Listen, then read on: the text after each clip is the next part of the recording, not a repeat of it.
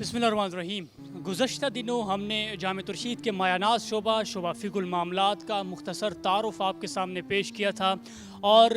Industry में जाकर जो माहिरीन फ़न हैं उनसे इस शोबे की अफादियत के ऊपर उनसे राय ली थी और जो शरीयत के एक्सपर्ट्स हैं उनसे भी आपकी बात करवाई थी। आज हम बात करने जा रहे हैं शोबा फ़िक़ुल मामलात के उन चंद पास आउट से जो कि फ़ज़ला हैं इस डिपार्टमेंट के, कि वो क्या समझते हैं इस कोर्स को मुकम्मल करने के बाद उनको क्या फ़ायदा हुआ ज़ाती तौर पर और मुआशरे के हवाले से कितनी इस शोबे की अफादियत है, वो क्या समझते हैं, क्या देखा उन्होंने, क्या इसके समरात उन्होंने हासिल किए। उनसे आपकी बात करवाता हूँ, मेरे साथ चलिएगा। नाज़रीन, इस वक्त हमारे साथ शोबा फ़िक़ुल मामलात के 2011 बैच के फ़ाज़िल मौजूद हैं, मौलाना अरशद बंगश साहब, जो कि दर्स निज़ामी की मसूलियत है, उनकी ये खिदमात हैं यहाँ पे जामिया रशीद में। मौलाना अरशद बंगश साहब, ये बताइएगा कि आपने जब शोबा फ़िक़ुल मामलात से आपकी फ़राग़त हुई उसके बाद से लेकर आज तक आपने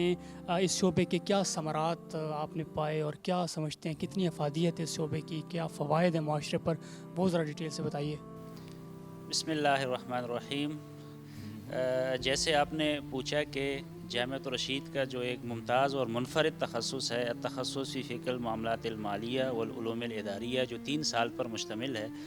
अल्हम्दुलिल्लाह इसके जो असरात, जो नताइज है वो मुआशरे पर बिल्कुल ज़ाहिर है। मैं ये कहूँगा कि जैसे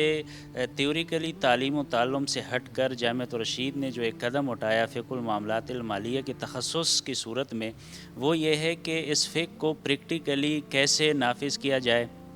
फ़िक़्हुल वाक़ई किया है, तलबा को जो पढ़ाया जाए वो बाहर दिखाया जाए और आपस में हम आहंगी के साथ जो मसाइल पैदा हो रहे हैं ख़ुसूसन मामलात और बिज़नेस कम्युनिटी में, उसको कैसे हल करें। एक दूसरी बात यह है कि ये तख़स्सुस पाकिस्तान के अंदर इस्लामाइजेशन ख़ुसूसन मालियाती सिस्टम को इस्लाम के मुताबिक बनाने के लिए एक अहम पेशरफ्त है और अल्हम्दुलिल्लाह इस तख़स्सुस के फ़ज़ला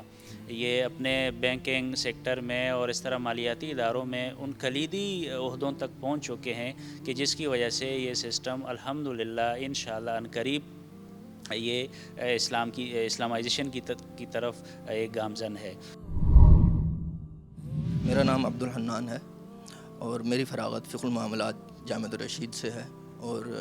मैं इसी साल पास आउट हुआ हूँ 2022 में और मेरी प्लेसमेंट सुनहरी बैंक में बहैसियत शरिया कंप्लायंस ऑफ़िसर शरिया कंप्लायंस डिपार्टमेंट में हुई है और इसके साथ साथ मैं इस्लामिक फ़ाइनेंस पे लेक्चर्स भी तैयार करता हूँ। हमारे साथ मौलाना अब्दुल रज़ाक साहब मौजूद हैं, जामिया रशीद में उनकी खिदमात हैं यहाँ पर। सबसे पहले मौलाना अब्दुल रज़ाक साहब, हम आपसे जानना चाहते हैं कि हमारे नाज़रीन को थोड़ा सा तारुफ़ दीजिए, फ़िक़्हुल मामलात से फ़राग़त के बाद आपकी खिदमात क्या हैं और मज़ीद सवाल इंशाअल्लाह मैं आपसे पूछूँगा फिर। बिस्मिल्लाहिर्रहमानिर्रहीम। अस्सलामु अलैकुम वरहमतुल्लाह। मेरा नाम अब्दुल रज़ाक है और मैं फ़िक़्हुल मामलात के पहले बैच का फ़ाज़िल हूँ 2010 में और यहाँ से फ़राग़त के बाद मैंने 5 साल तक हलाल फाउंडेशन में काम किया, वहाँ के शरिया डिपार्टमेंट में, और उसके बाद 2016 से अब तक जामिया रशीद में अल्हम्दुलिल्लाह उस्ताद भी हूँ और साथ साथ में मैनेजमेंट में भी हूँ। और जो फ़िक़्हुल मामलात है अल्हम्दुलिल्लाह इसका मुझे बहुत फ़ायदा हुआ, तो इंशाअल्लाह हम कोशिश करेंगे। मेरा सवाल आपसे ये है कि फ़िक़्हुल मामलात का जो निसाब है उसमें कितनी डाइवर्सिटी है, एक तालिब इल्म को आप क्या कहना चाहेंगे उसके निसाब से मुतालिक, अगर आप ब्रीफ़ करें उनको तो।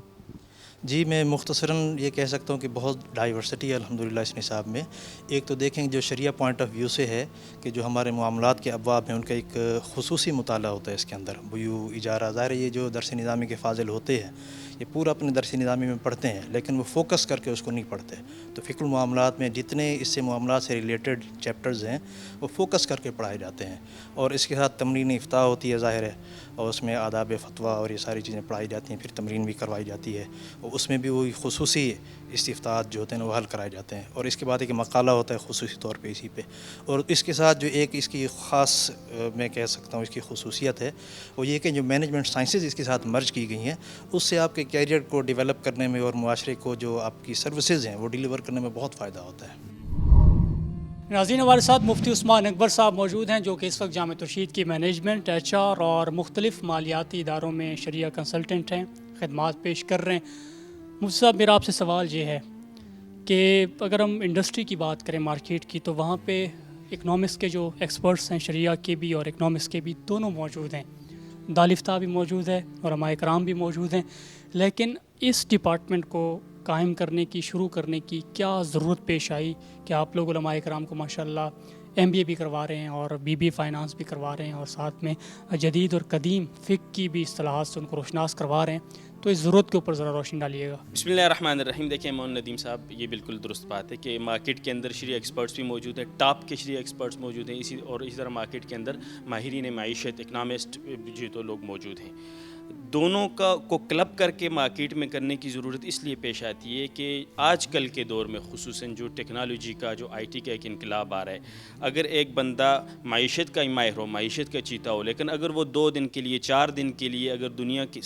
ایکسپوجر سے ہٹ جاتا ہے تو دنیا میں چیزیں بدل جاتی ہیں. وہ چیزیں جن کے پہلے بدلنے میں صدیاں لگتی تھی، اب وہ جو ہے تو منٹوں کے اندر بدل رہی ہوتی ہیں. تو آپ کو جو باریکیاں ہیں کسی بھی میدان کی، وہ سمجھنے کے لیے اس کی مختلف ٹرمینالوجیز کو جاننا پڑتا ہے، اس کی بنیادی معلومات آپ کے ذہن میں ہونی چاہیے. یہ بنیادی مقصد تھا کہ ہم نے یہ چیز، ہمارے اکابر نے، ہمارے بڑوں نے، ہمارے اساتذہ نے یہ سوچی کہ جو ایک